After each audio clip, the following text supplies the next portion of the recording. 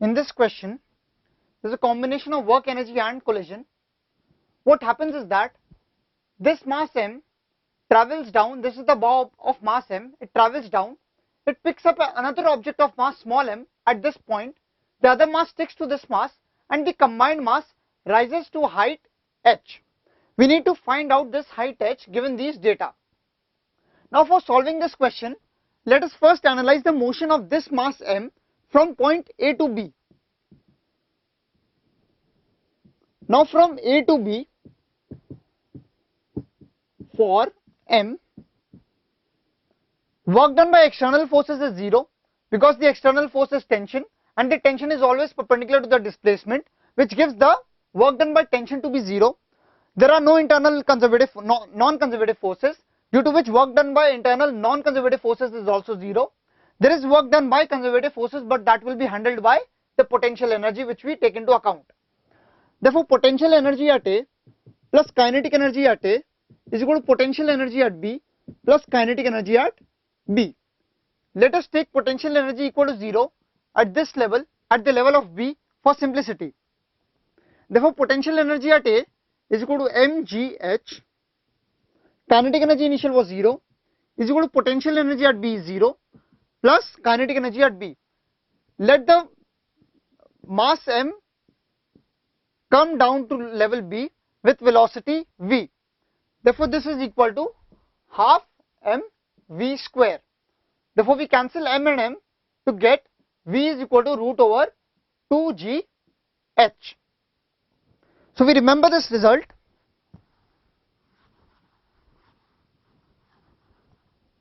Now, let us handle the collision.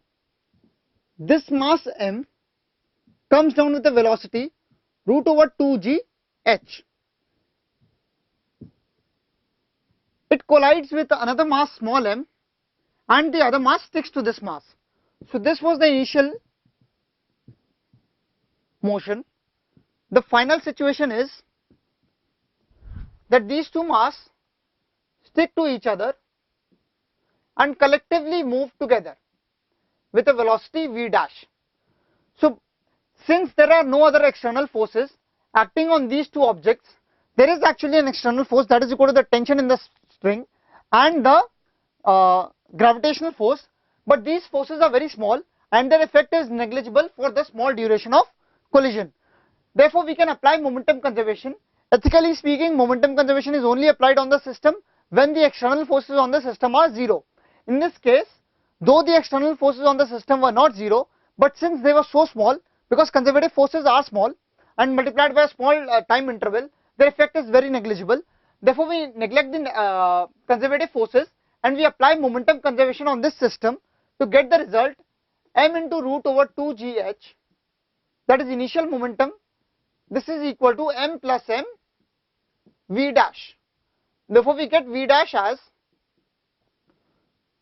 m upon m plus m into root over 2gh. Now,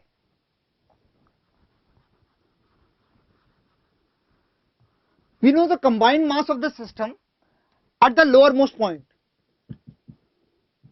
This is v dash. Now, again let us analyze the pendulum motion. This will rise up to the point till its kinetic energy becomes 0. Now, again from this point to this point, we can again apply mechanical energy conservation. By applying mechanical energy conservation from this point to this point, we get, this is B, this is C, potential energy at B plus kinetic energy at B is equal to potential energy at C plus kinetic energy at C. V dash is equal to m upon m plus m root over 2gh. We can write this potential energy at B is equal to 0 plus half m plus m v dash square is equal to kinetic energy at C is 0. Therefore, this is 0. The potential energy at G is m plus m gh. This m plus m gets cancelled. We get h is equal to v dash square upon 2g. By substituting the value of v dash from here, we get H is equal to m upon m plus m whole square into 2gh upon 2g. This 2g gets cancelled to give us the result H is equal to m upon m plus m into h. M upon m plus m whole square into h. By feeding in the values in this equation from above, we get h is equal to 0.05 meters. So final answer is the final height to which the combined system of m plus m rises after the collision is 0.05 meters.